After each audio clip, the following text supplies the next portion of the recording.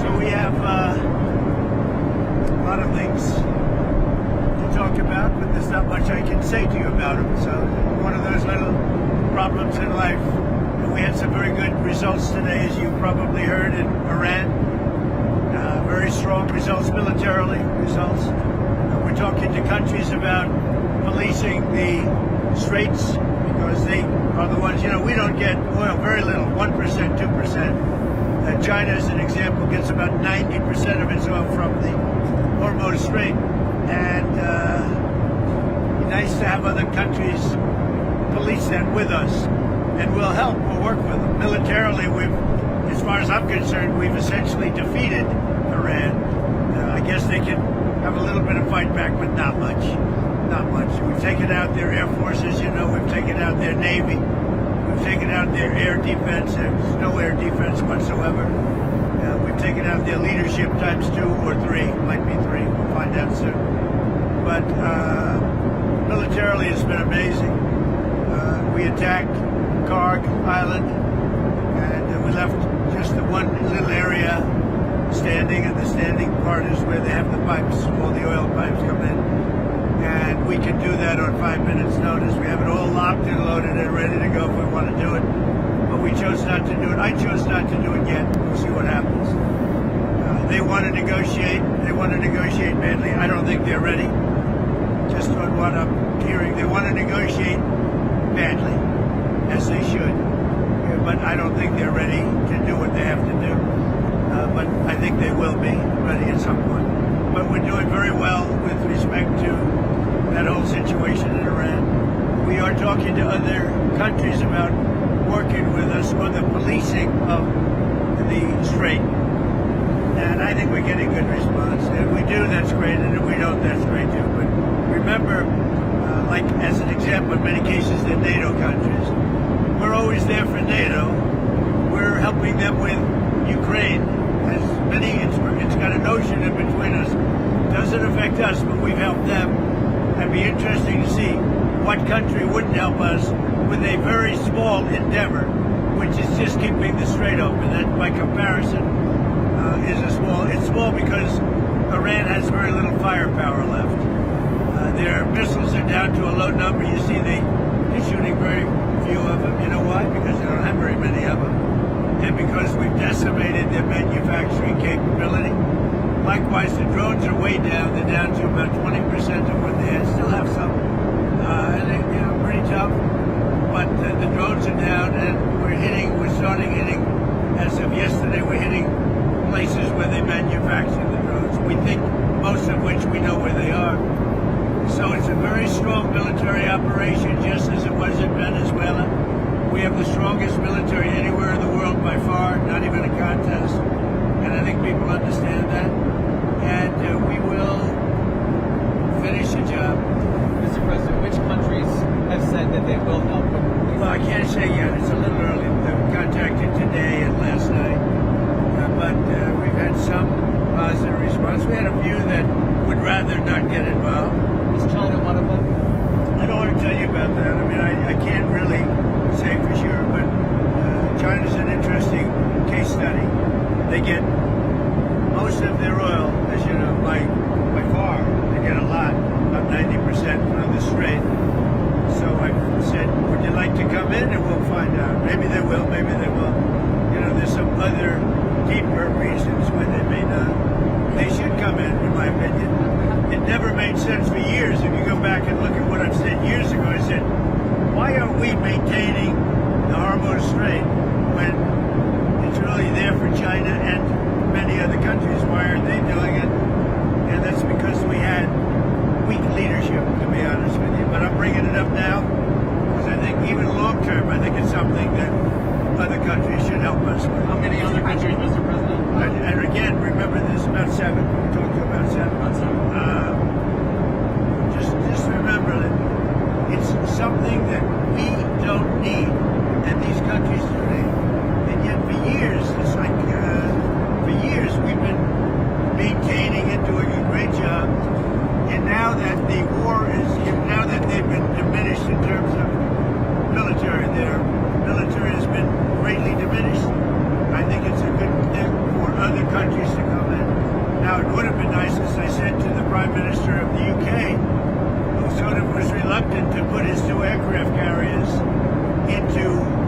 way. That would be 2 weeks ago. And as soon as we demolished, essentially, pretty much demolished them, not over yet, but pretty much we're in great shape. Let's put it that way, as everybody knows. He said, we'd like to send our aircraft carriers. I said, I don't want them after we win the war. I want them before we start the war. So whether it's whether we get support or not, but I can say this, and I said it to them, we will remember. How soon, sir, would this begin? Well, it start immediately, but it will take a little time to get here. Some of the countries have minesweepers, that's good. Some of the countries have a certain type of boat that could help us. Some of the countries would be, helpful. Remember, it only takes a couple of people to screw up the strait, a couple of terrorists. You don't need their military is defeated, but all you need is a few people dropping mines here and there, and you louse it up. So we need. I'm demanding that these countries come in and protect their own territory, because it is their territory. It's the place from which they get their energy, and they should come and they should help us protect it. You could make the case that maybe we shouldn't even be there at all, because we don't need it. We have a lot of oil. We're the number one producer anywhere in the world times two, by double, at least double. Now I think it's much higher than that. But we do it. It's almost like we do it for habit.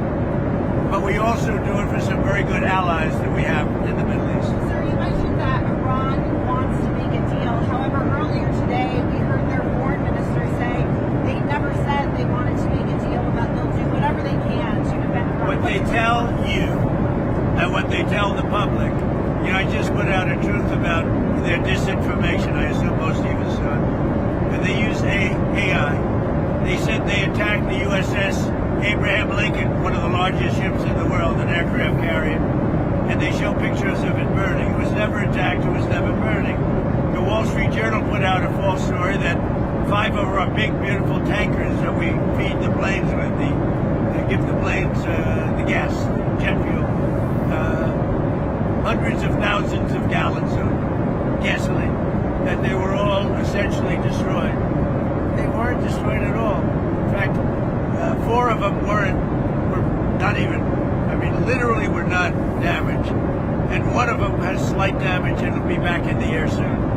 But if you read the Wall Street Journal, it's like they were totally decimated and destroyed, like Iran has been. So they put out phony stories. The kamikaze boats don't exist. They're fake. And you can almost see that when you look at them. It looks great, because if they did exist, we'd hit them just like we hit other boats all over the place. But they don't exist. In fact, some of the people say, where are the boats? How come nobody's seen the boats? You know why? Because it's AI generated. It's fake. And I didn't realize this before we started, but Iran is known for a lot of fake news. And they deal with our fake news. And I actually think it's pretty criminal, because our media companies, who have no credibility whatsoever, are putting out information that they know is false, and it's a very dangerous thing for the country. I think they could be in serious jeopardy. Mr. President, your PAC put out a fundraising email a couple of days ago, and it's being criticized for using official White House photos of you at the dignified transfer. And the PAC is also promising access to secret. Well, I was at the briefings. dignified transfer, unlike a lot of other Do you think people. it's an appropriate email to send? Your critics are saying that your fundraising. I didn't see it. Somebody puts it up. We have a lot of people working for us, but there's nobody that's better to the military than me. And all you have to do is look at the election, look at the election results, look at the kind of votes that we get, look at the poll numbers. There's nobody that's ever been higher as a president than me with the military. Can you guys comment on the 6 dead Who soldiers? you with? ABC News. One of the worst, most fake, most corrupt. Can you give a comment on the dead on soldiers? ABC News? I think it's maybe the most corrupt news organizations on the planet. I think they're terrible. Can you give a Okay, comment I don't on want the any more from ABC. Right here. You're What's much better. Thank you, sir. What's Israel doing to help secure the Strait of Hormuz? Well, they're working with us. The relationship with Israel, that was other fake news. They were saying, oh, did I have an argument with Bibi? No, we really get along well. And he would tell you we're leading the whole thing. And I don't think it's say it or not say it, it doesn't matter. The main thing is to get it done. But my relationship with Bibi Netanyahu is, I would say, extraordinary, actually. If I can Yeah, go ahead. When you called for the people of Iran to rise up over the government, I did. what's going on there? They haven't done that. Do you expect them to? You're dealing with thugs. You're dealing with horrible people. You're dealing with people that are violent and vicious. And that's the leadership and the people right under them, their military or their police. And they've notified everybody, and they put out statements that if you protest, you're going to be shot and killed. The protesters have no guns. And I know you're a brave person, but I don't think you'd be protesting. And so I think it's very hard for them to protest. I fully understand it. They said, if you protest, you will be killed. A week ago and 2 weeks ago, they killed 32,000 protesters, at least. We think the number's much higher than that. They shot and killed 32,000 protesters who were greatly enthusiastic and want to see a change because they've destroyed the country. The people that are running have destroyed the country. But think of it, they shot and killed much more than 32,000 people. Now they put out a notice 2 days ago that we're going to shoot and kill any protester. And they don't have guns, meaning the protesters, they have no guns. So I can fully understand why they're not doing it. Oh, one other thing that was AI generated, they showed about 250,000 people in a square saying how much they love Khomeini. Totally AI generated. It never took place. The media knew it didn't take place, but they built it up like they have great support. They don't have support. And that whole rally that they had 3 days ago, 4 days ago, that they said was fake. It was AI generated. AI can be very dangerous. We have to be very careful with it. But the rally, because I was actually surprised to see, because I know how much the people hate this leadership. This leadership has destroyed the country. The rally that everybody, including ABC Fake News, your network is the worst. But everybody put that rally on. Like, oh, and even I was surprised. I looked. It turned out, I found out today, it was a totally AI-generated fake news story put out by news organizations in the U.S. and elsewhere. And honestly, they really shouldn't be allowed to do it. Mr. President, are there any diplomatic talks going on between the U.S. and Iran at all right now? Yeah. We're talking to them. What are the But I don't think they're ready. But they're getting pretty close. I don't know that I want to make a deal, because you know what?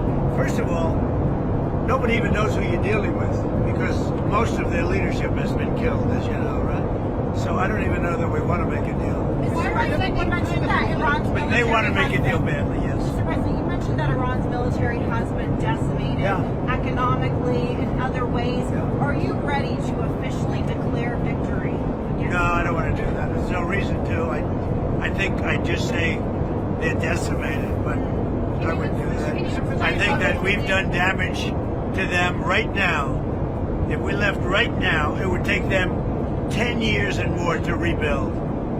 But I'm still not declaring it over.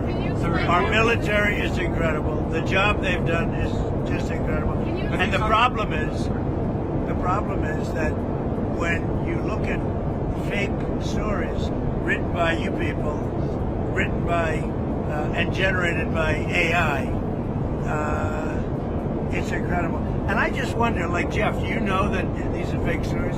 Did you know that the rally of 250,000 people, the supposed rally, was fake? Did you know that? I saw the reporting on it. But you wrote about it.